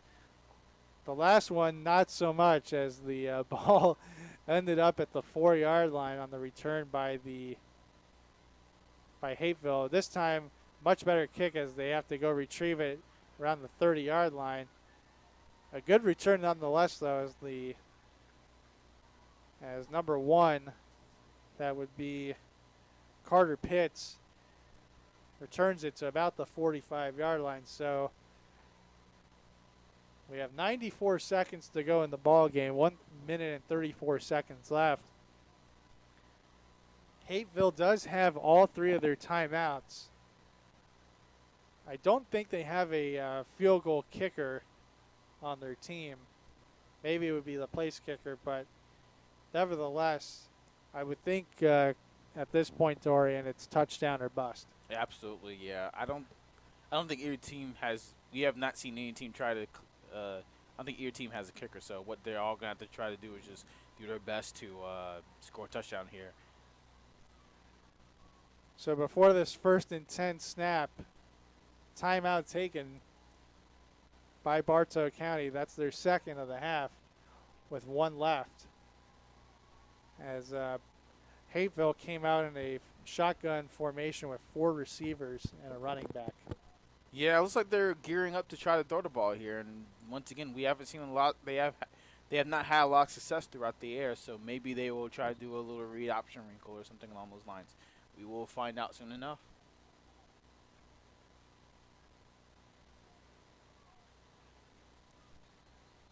Quick update for you from the NFL.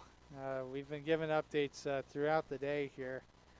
And as the 1 o'clock matchups come down to the wire. But we have a few scores for you real quick.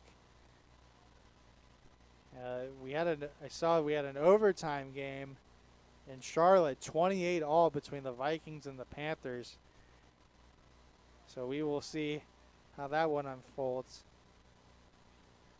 And a few other finals that we'll get to momentarily. Anyway, here we go. 1st and 10. Nice catch over the middle there by number 2. That is Chad Williamson as he gets down to the 41-yard line. That'll move the sticks.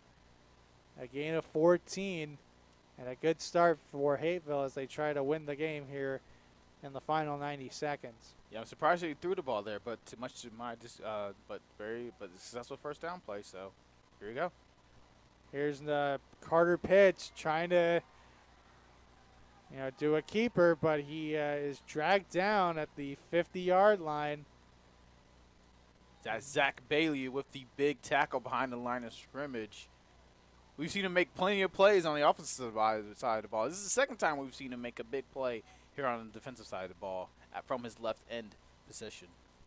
And another timeout is taken. I believe this one is taken by Hapeville. That's their first of the half. So they're down to 2 as we have a 2nd and long. And they're going to mark this at the 46-yard line is where they will mark forward progress. So 2nd down and 15 from the 46-yard line. So looks like we have a final in that Vikings-Panthers game. Vikings win in overtime on a touchdown. Final score there, 34-28. As KJ Osborne catches a 27-yard pass from Kirk Cousins with 5:55 to go in overtime on a drive that goes 9 plays and 75 yards for the winning score. Big win for the Vikings as they improve to 3-3. Carolina has now lost 3 straight games. Oh, wow. How about that? All right, here we go. 2nd and 15 for Hapeville, and it's an inside draw. Nope, it's a pass. And it's caught by Thomas, and he's got a touchdown. Wow, what a setup, but I think this might get called back. That might have been an illegal forward pass. What excellent play called there from Hapeville. You saw they did a reverse pass, and Tin was able to just squeak by a defender, wound up being wide open down to the end, down the field, and caught the ball for a touchdown. But we will check the flag and see what they call here. What a game!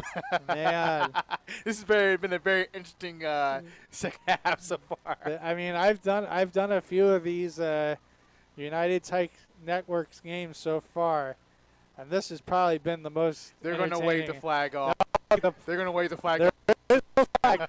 The touchdown stands as Thomas Parker catches a 46-yard bomb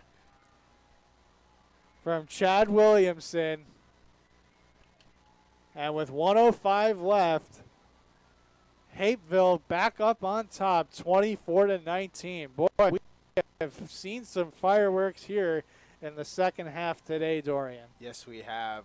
I was not expecting to see something like that. Reverse pass, and excellent play call there. Excellent execution. Good job by number 10.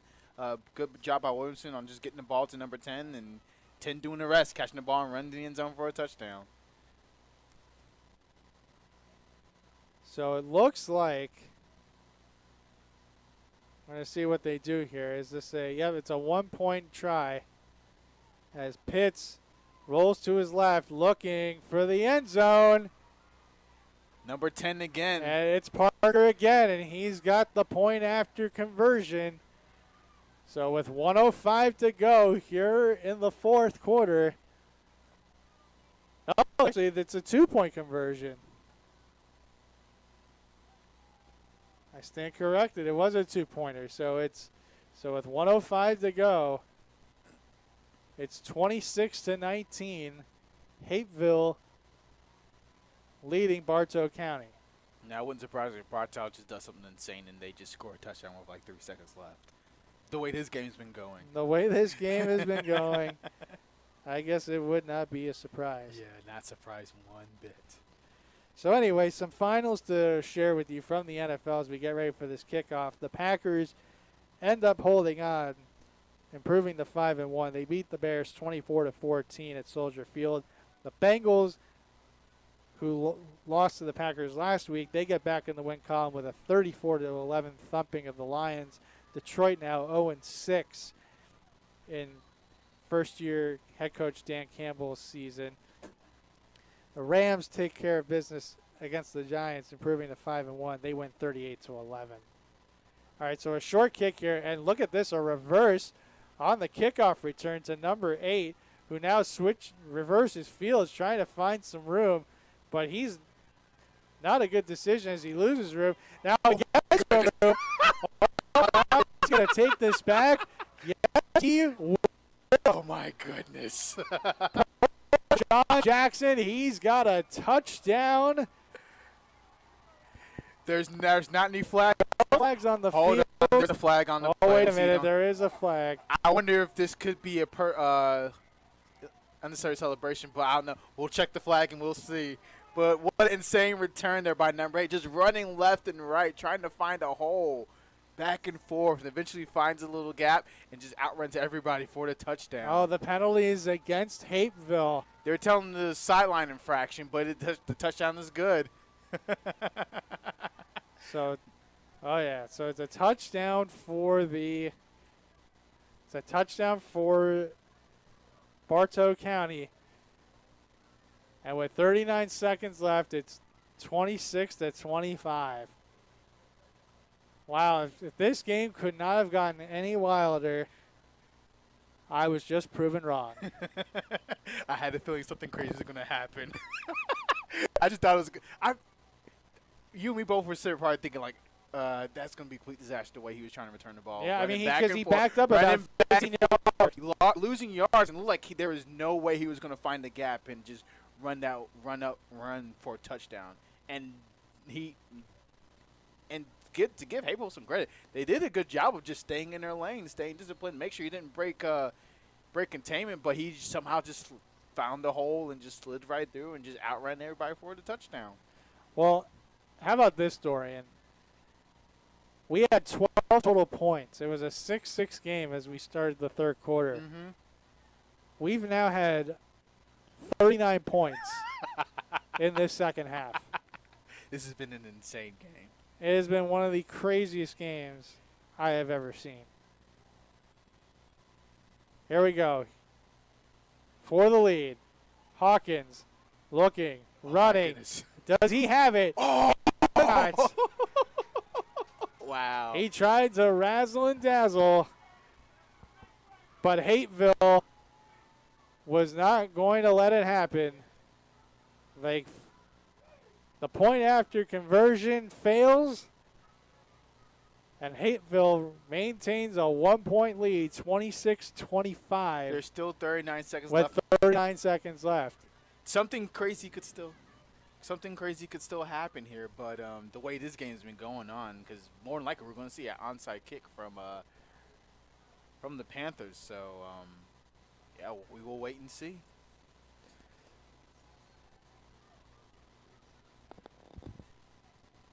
Yeah, but Hawkins doing what he does best. He's been scrambling around all game, and unfortunately, he was unable to scramble in the end zone to complete the extra point. So credit is given to Hapeville for doing a good job and just staying in their lanes once again and keeping Hawkins from breaking outside and scoring that extra point. So a couple other NFL scores to update you on as we wind down here, get ready for this kickoff.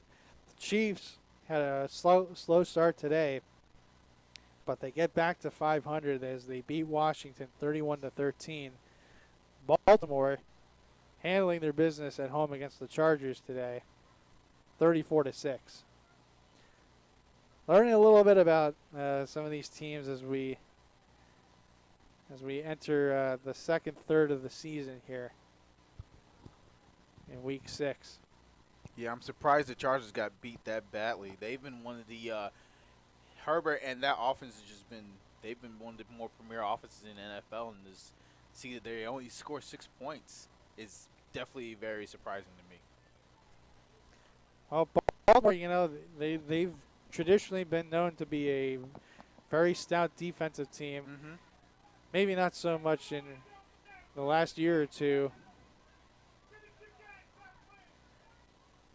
And we're having some issues down here on the field. The coach from Bartow is consistently arguing with the referees here, and vice versa with Hapeville coach as well. They're ready to get this game on, and they're still fighting with the referees here. Bartow's still fighting with the referees here.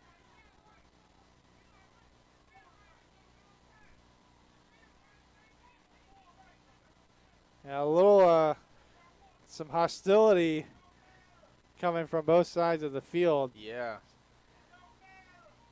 I'm trying to figure, not sure what exactly the discussion is entailing here, but the referees, the officials are blowing the whistle as if they're ready to kick this ball off. As they should be. I'm not sure what the Bartow's coach is arguing about. He's still arguing. As Hapeville recovers the onside kick at about the 49-yard line.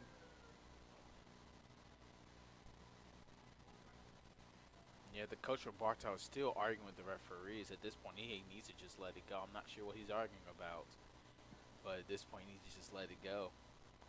Let it go. And it's funny because he's still arguing with the referees as the play's still going on. Like as they kick the ball off, he's still arguing with the referees.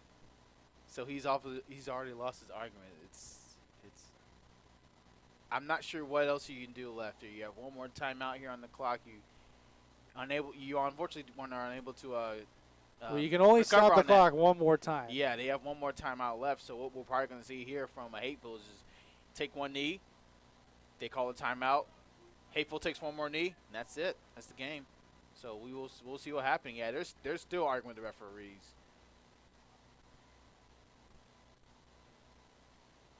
I'm not sure what they're arguing about here. I'm sure it's probably about the last play, but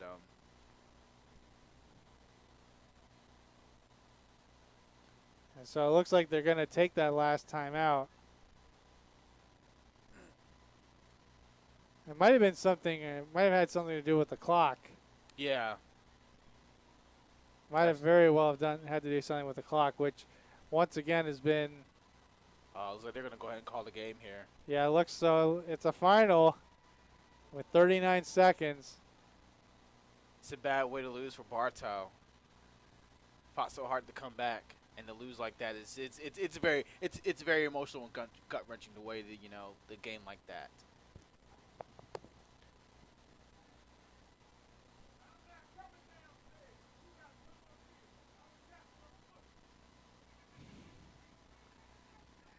And it sounds like the clock and scoreboard operator is getting into it with some of the fans. Yeah, the coaches and fans are upset with the Bartow coaches and fans are upset with the play clock operator right now. I'm not sure why, but unfortunately they've gotten so upset too that they had to call the game.